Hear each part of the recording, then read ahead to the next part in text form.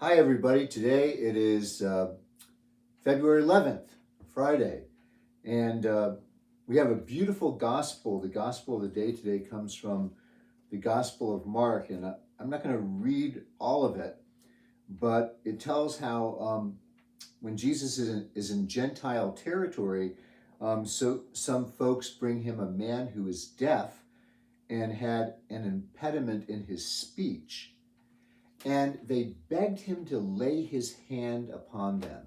First of all, we're really struck at the fact that how important physical touch is. That's the way we're made, that's where we're constituted as human beings. That touch is healing.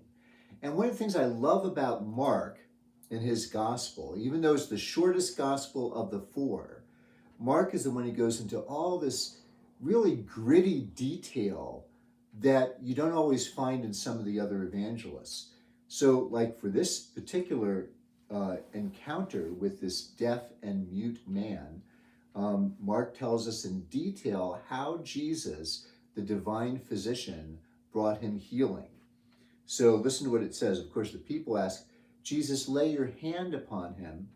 And it says that Jesus took the man aside from the multitude privately, and he put his fingers into his ears. And then he spat, and he touched the man's tongue. And while he was doing that, he looked up to heaven and he sighed, and he said in Aramaic, "Be opened." So it's really interesting to see those kind of details, but they all involve touch. You know, Jesus is touching this man in many different ways. He probably also laid hands on him as the people requested. And that's the beauty of the incarnation, that God becomes a human being just like us, so we can be touched by him and we can touch him. Remember that he says, insofar as you do this to one of the least of these, you do it to me. But another thing that's interesting about this gospel is that when Jesus wanted to heal this man who could not hear and he had a speech impediment, Jesus takes him away from the multitude privately to heal him. You know, that's very instructive for us too. If we're going to be a serious follower of Jesus, we've got to let him take us away from the multitude privately, so that he can open our ears. You know, we can't hear God unless there's silence. And so he wants to take us away from the multitude privately so we can listen deeply to him.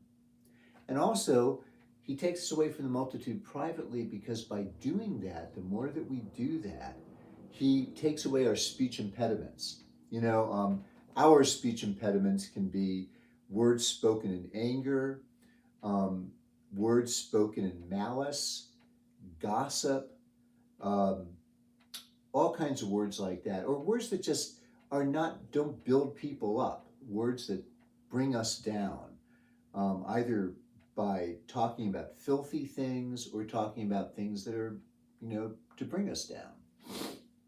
So it's when we go away with Jesus privately, when he helps us to listen to him, we learn gradually how to speak, so that our words are always upbuilding and edifying to others.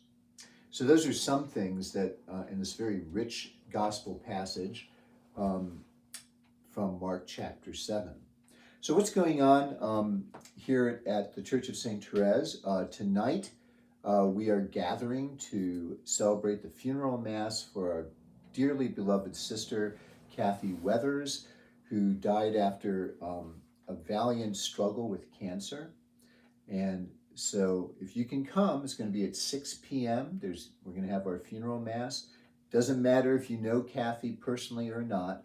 She was a faithful member of our parish community, as is her husband, Mike.